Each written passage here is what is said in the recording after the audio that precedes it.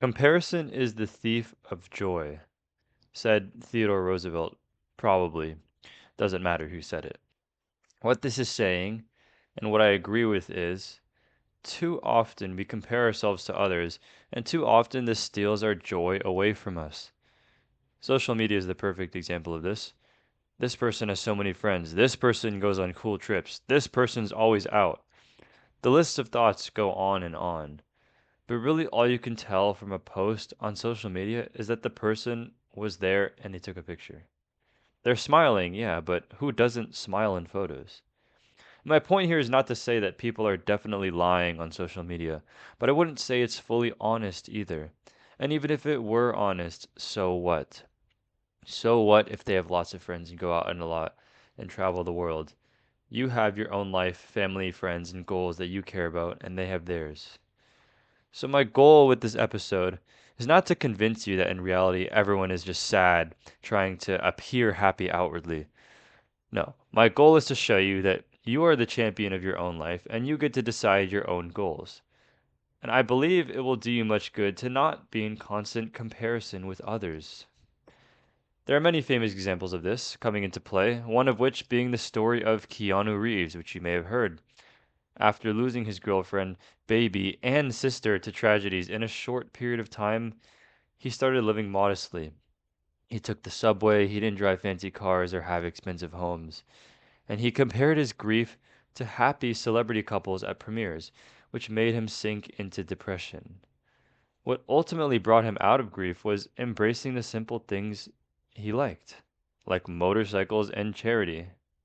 Without comparison and without envy, this simple life brought him more joy than his time as a celebrity, constantly comparing himself to others.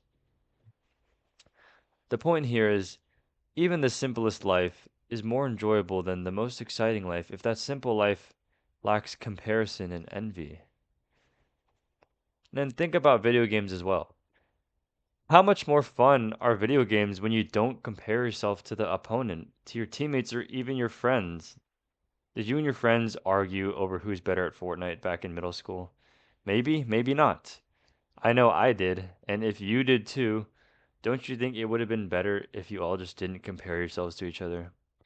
Wouldn't the game be so much more fun when you worked together instead of against each other? Wouldn't you be more successful too? I mean, how many times did selfishness cost you a win? How many times did you value the chest over helping your teammate? I bet that cost you a lot of wins because you fought your teammates when you were supposed to be fighting together for the win. And if you truly didn't compare yourself to the other players in game, you would find that the game is much more relaxed and fun, bringing the joy back to video games.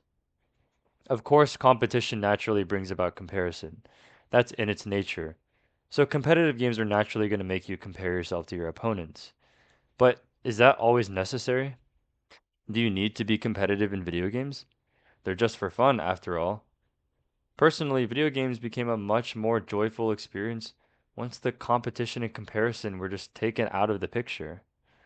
Once I played games for the sole purpose of enjoying myself, I ended up enjoying myself more. The same goes for many, many things in your life. Competition is a survival instinct. If we didn't have it at all, we likely wouldn't be alive. But does it have a place in video games or in just leisure activities in general? Does it have a place in your goals in life? Does it have a place in your social life?